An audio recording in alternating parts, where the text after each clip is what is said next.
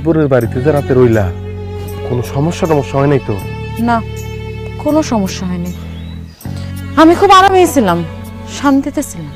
ও, আমি তো ভাবছিলাম মাতবর সাহেব আবার কি আমার গায়ে হাত দিছে কিনা সেটা জানতে চাইতেছেন? আপনি তো আমার মাতবর সাহেবের কাছে বন্ধক দিচ্ছেন।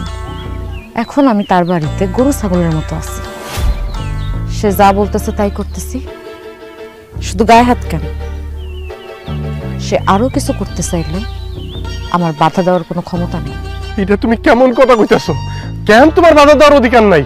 কারণ আমার গায়ে হাত দেওয়ার সুযোগ আপনি তারে করে দিচ্ছেন। সে এখন পর্যন্ত আমার গায়ে হাত দেয়নি। কতদিন না কইরা থাকবো সেই বিষয়ে আমি কিছু কইতে পারি না। সে যদি আমার স্পর্শ করে বা আমার কোনো ক্ষতি করার চেষ্টা করে, তাইলে কিন্তু দায়ী থাকবেন আপনি। আপনার আমি কোনোদিন ক্ষমা করবো না, কোনোদিন মাফ করবো না।